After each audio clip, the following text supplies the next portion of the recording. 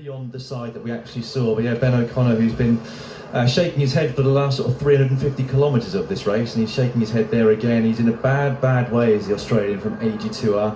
We keep saying that we hope he'll get through it, both mentally and physically, but this looks very close to an abandon from his body language right now. He's had his bad luck in this tour. He had that puncture on the cobbled stage in northern France and lost 3 minutes to the other favourites, and then he had a heavy crash. He was in that one yesterday, and I feel really sorry for him coming in off last year, a stage win, 4th overall in the Tour de France, high hopes this year. It's all fallen apart within the first week.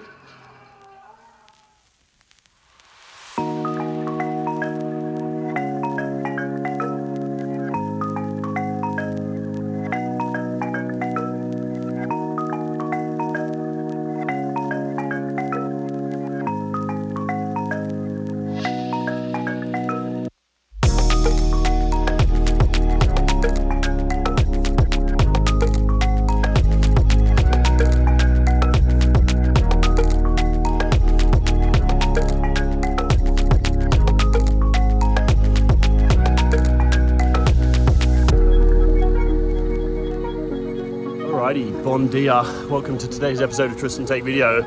It's been a hot minute since I filmed a vlog, and the last one I filmed was actually with Ben about his bikes before the Tour de France. It's been about 6 weeks since the Tour de France started. Ben didn't have the Tour de France that he expected to have after quite a bit of build-up, a lot of time training and reconning stages and getting equipment ready. Unfortunately, the race just played out the way it did. Today, we're going to chat about why that was and why Ben ended up coming home a bit early, not quite finishing his second Tour de France. So we're going to just keep rolling for a moment, and then we'll ask Ben some questions about his first stage, the TT, and then what happened in the subsequent stages after that.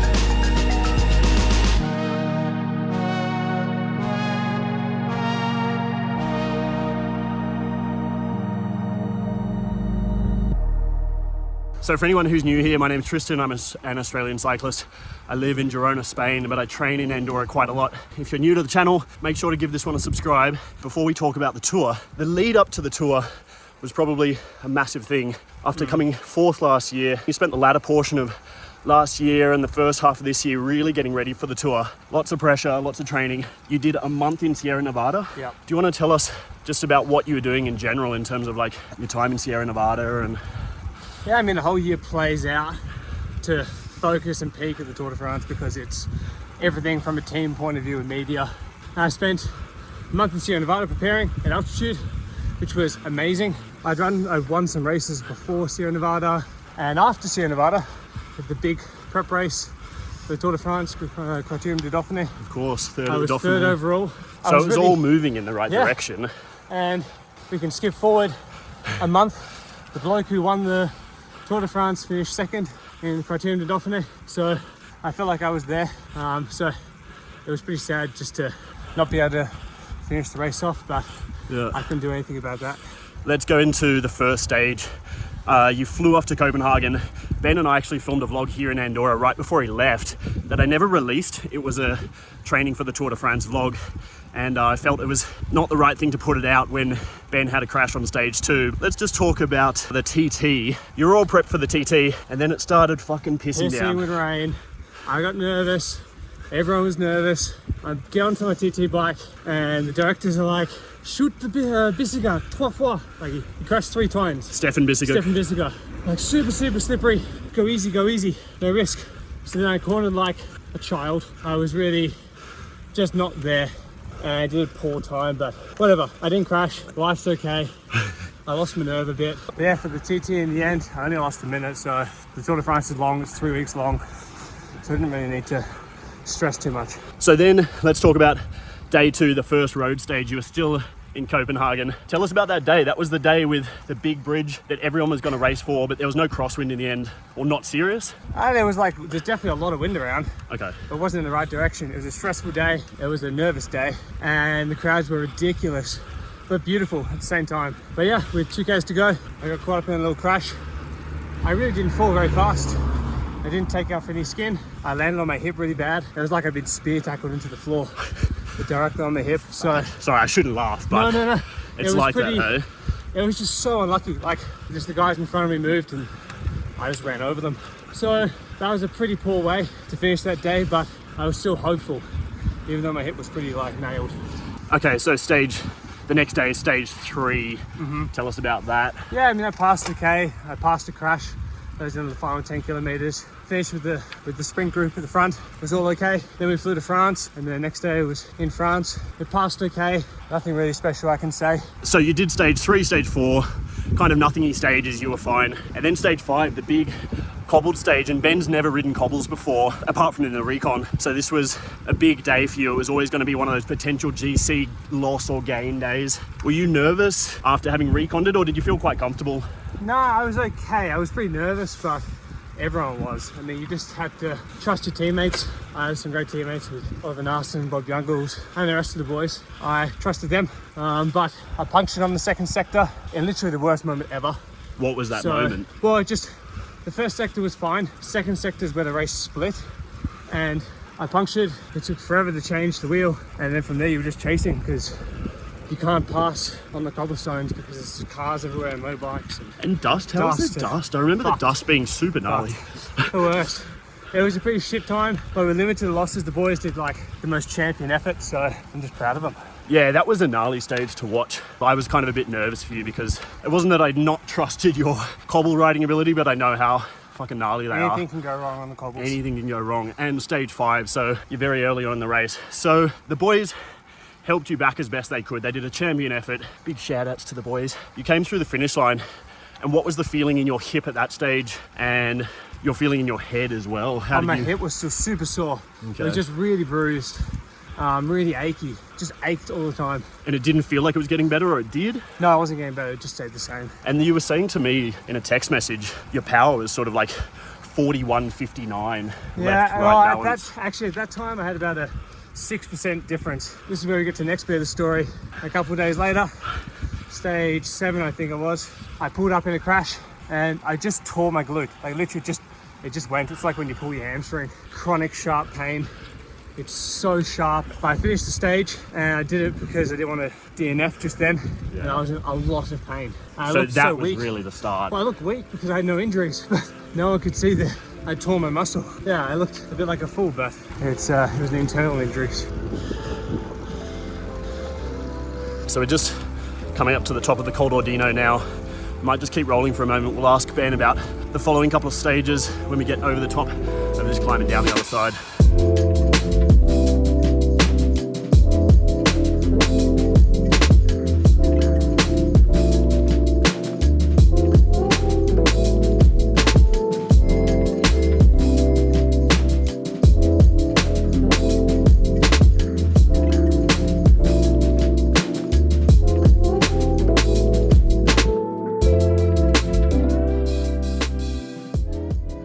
So we just climbed up the climb of El Forn.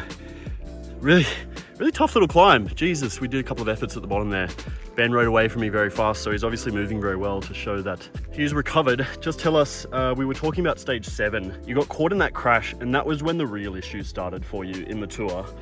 Obviously, you'd gone into the tour with the team being like, you're GC, man. You're riding for GC. You had the crash on stage 2, and they were like, no, you're fine. Like, keep going for GC. The crash on stage 7, that changed things. And stage 8. Stage 7 was Planche de Belfi, where I tried. Tell me about Planche de Belfi. Yeah. We skipped a couple of steps. No, I tried that day. I actually felt a little bit better in general that day. And this is before I tore my my glutes. So I was like, yeah, I'm gonna give it a go. First mountaintop, and after like 2 Ks, I was so done. So. And what was it? Was it just legs? Just your leg? We were talking about the balance before, just the power is like not smooth. And so yeah, fully set up. I was like, right, different race for me now. Just gonna recover if I can, and then try for a breakaway in the 3rd week. And then it was the next day, stage to Lausanne, which I did my my glute when the muscle went. Before we talk about that, tell me, I'm just interested to know, how hard was Planche de Belfi? Obviously, you'd sat up kind of nearer to the bottom, about 6 Ks to go or something like that. Yeah. Like, in terms of everyone talks about this climb as being the gnarliest thing ever. Did it live up to the hype with a bit of gravel at the top? Were you like, I'm fucking off this by the top?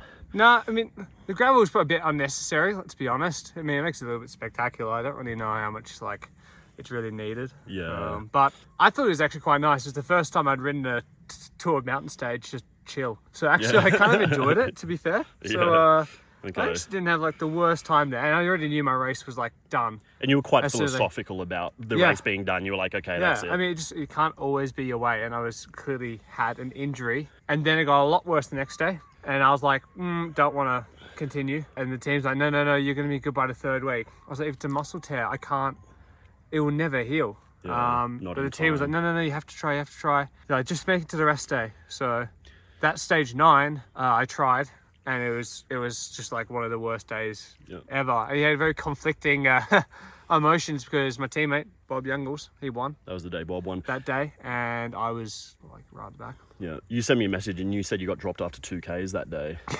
Yeah. So what happened? You rolled out. You had nothing. Got dropped. You made it into Gruppetto. Well, you've completely lost one of the biggest muscles that you use for cycling, your glute. So really, what else could I do? So it was a rough day, and I already knew that day I wasn't going to start the next days. Like that was the race for me. That was up here. I only finished because they wanted me to. It was to show the team's strength. You know, it's not like I chose it. It's chronic, very sharp pain. It didn't look great either. Bit of a heavy moment. Yeah. Let's keep rolling. We'll talk to you more shortly about what came after that.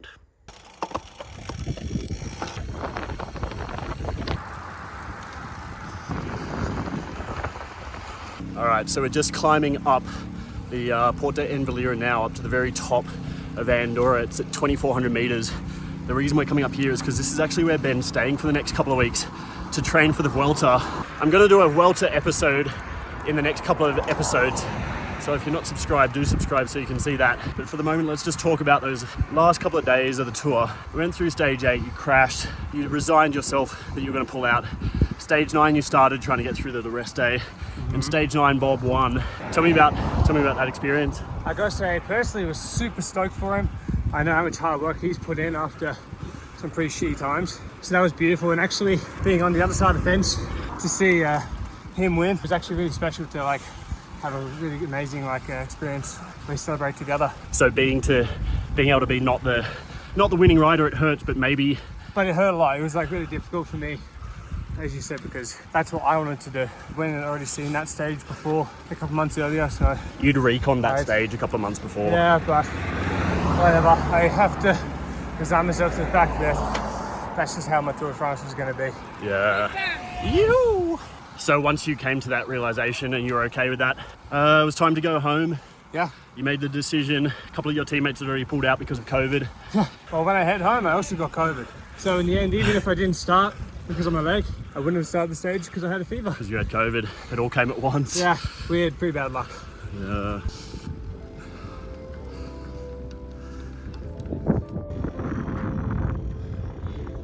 Alrighty, we got to the top of Envalira. Ben's staying just across there at that hotel, up at 2,400 meters.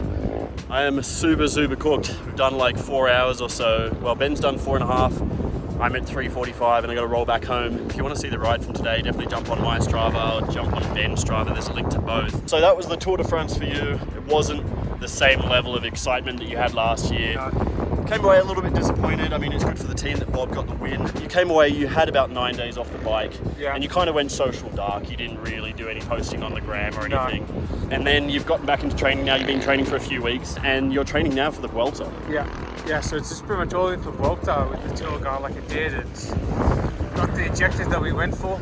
So, yeah, next race, Vuelta. You have to once again look on the side of, I'll probably do a couple more Tour de France's in the future, or at least I hope so.